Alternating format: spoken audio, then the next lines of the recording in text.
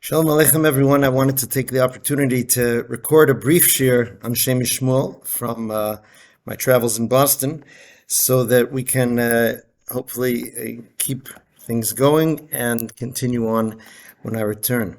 In Parshas Eikev, Moshe Rabbeinu is narrating the story of the Chet HaEgel and its tefillos after the Chet HaEgel, which led to Hashem's forgiveness, and the second luchos. And the Midrash fleshes out some of the content of his defense before HaKadosh Baruch Hu. They say that he says the following. Moshe Rabbeinu jumped on the following opportunity in defending Am Yisrael. He says, HaKadosh Baruch Hu said to Am Yisrael, Saru maher min haderech asher tzivisi. He told Moshe, they quickly left the derech, the path, the way of life that I commanded them, plural, to follow. So Moshe Rabbeinu jumped on this. Amar lefanav Ribono shel olam. He said, Ribono shel olam, ani nitztavesi. You commanded me. Shema avarti al hatzivui. Did I transgress your commandments? Heim lo nitztavu. Am Yisrael were not commanded. V'lo hayu yodim, and they didn't know. What's he referring to? He seems to be saying that because Hashem addressed him in the giving of the Torah singularly, they weren't commanded. Right? So HaKadosh Baruch Hu said, Amar lo HaKadosh Baruch Hu, Moshe lo nitztavu? He says, Moshe, you're saying that the Jewish people weren't commanded? Amar lo lav? He says, they weren't. Amar lo ma amarta b'Sinai. Moshe Rabbeinu continued, what did you say at Sinai? You said, Ani Hashem Elokeichem. Did you say, I am Hashem, your God, plural? That's not what it says in the beginning of Aseret HaDibros. He said, Anochi Hashem Elokecho, singular. You were speaking to me. Ma amarta. What did you say? Lo yelochem Elohim acherim. That you should not have other false gods. Lo amarta ki'im lo yelecho Elohim acherim. You said it to me, singular. And therefore he davened to Hashem not to destroy Am Yisrael because of the Chet HaEgel. So this is clearly a Midrash which is hard to understand. And the Shem Mishmuel comes to explore it a bit with us. He says, how could we understand that there's even a possibility that Hashem gave the Torah to Moshe alone and not to Am Yisrael? Moshe Rabbeinu was chosen as a shliach on behalf of Am Yisrael, right? Am Yisrael were gathered around Har Sinai. HaKadosh Baruch Hu told them to go there and to stand there, and told them where to stand and what to be prepared for, right? How could it be that Am Yisrael maybe misunderstood and thought Hashem was only talking to Moshe and not to them? So he explains with the following statement of the Zohar HaKadosh, that every time the Torah speaks to us in a singular, it's showing that this statement is addressed to Am Yisrael in their state of hisachdus, in their state of unity. So it was, right, with Vayichan Shem Yisrael, the famous unity of Am Yisrael before Har Sinai, where it describes them camping there singularly, ki ish echad b'lev echad.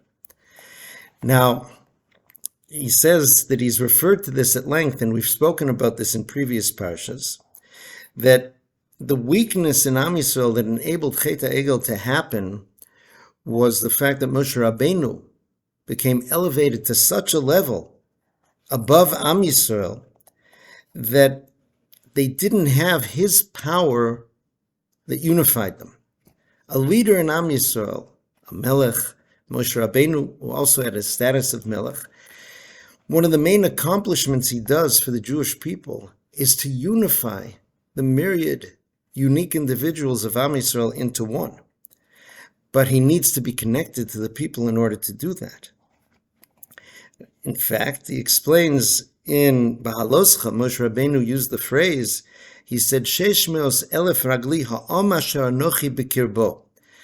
He said there are 600,000 foot soldiers, so to speak, of Am Yisrael here. This is the nation that I am B'kirbo we would usually translate as among them, but here he's saying it is inside of them. B'kirbo mamash. The unifying power of Moshe Rabbeinu meant that Moshe Rabbeinu was inside each and every one of them. And that's what made all of Am Yisrael one. But when Moshe Rabbeinu became so elevated at Matan Torah, at the time of the Luchos, that link became weakened, and therefore Chet HaEgel was able to happen. So this can now explain what Moshe Rabbeinu was arguing. He said, you commanded me, you said singular, Anochi Hashem Elokecha. That means that the command was there for Am Yisrael in a state of unity. And at that time, it wasn't true. So since they really weren't in that state, so the command of the Torah wasn't for them as they were then. So therefore, he says, Lo hoyu yodim. What is that final argument where he said they didn't know? What didn't they know? And here's the beautiful truth that's revealed to us in the Shem Mishmuel. They hadn't realized that the unity of Am Yisrael, the unshakable unity of Am Yisrael, goes even beyond what Moshe Rabbeinu was able to do for them. There's a bottom line, baseline, truth of the unity of Am Yisrael that is there because HaKadosh Baruch Hu unifies us. Hashem is always called Elokei Yisrael, the God of the Jewish people, each and every one of us. And he brings the opinion in Maseches Kiddushin, which is the way we paskin, we decide lahalocha, bein kach ubein kach nikroim bonim. Whether Am Yisrael have sinned or whether they're being righteous, no matter what, they always retain their identity as the children of Hashem. And that unites us always. Even if, because of our sins, ein mara malchus aleim b'izgalus, HaKadosh Baruch Hu's malchus, that unifying force, is not fully revealed, but it's there even in the times of chema shvucha, b'yod chazaka, as the Navi says in Yechezkel, emlo chalechem, even in the times where Am Yisrael are suffering in Golus, and it's not clear how we represent Hashem's malchus in the world, nonetheless, that's who we are. And he says, Ein temo im Yisrael lo yodin eseh. He says, it shouldn't be surprising to us that Am Yisrael didn't know that. That's a tremendous secret. It's not something that's revealed into the world. And it could be misinterpreted, since the Torah was addressing with a Lashon Yochid, with a singular Lashon, that if you have it, you have it, you don't, you don't. And as far as their experience was, it was Moshe Rabbeinu who was unifying them. So our takeaway this Shabbos, obviously, in the Shiva de Nechemta, in the 7 weeks of consolation that follow Tisha B'Av, we know that the period, the separation among Am Yisrael, led to the Churban, and we oftentimes become separated because we don't realize how connected we are. We feel foreign to others. Rav Wolbe used to explain that the word achzor, the word in Hebrew for cruelty, should be read as achzor, totally foreign. A person can only be cruel to another when he feels totally foreign to that person. What we discovered here in the Shem Mishmuel, in this Midrash, in these psukim from the Torah, is the unity that oftentimes we don't see evidenced, that we don't feel on the surface level, but is something which is true and is always there. And it's HaKadosh Baruch Hu who is among us. In all states, as the Pasuk says, Asher chenitam b'toch tumasam. I dwell with them, inside of them, even in their time of impurity. It's less revealed, but it's there.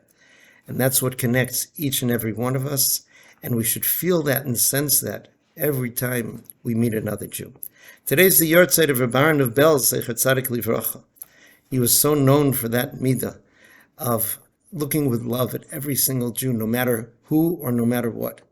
Never wanting to hear anything wrong about any Jew, no matter who or no matter what. He gave all of his strength and all of his life for that. Schus yogein aleinu, may his schus protect us May that reality that he saw and sensed so tangibly seep into us and affect our interactions and our tefillas and the way in which we see each other. And hopefully that will bring us back to the state that we should be in. B'vias Goel b'mher v'yameinu. Wishing you all a good Shabbos and looking forward to being back in Eretz Yisrael soon. Kol Tuv.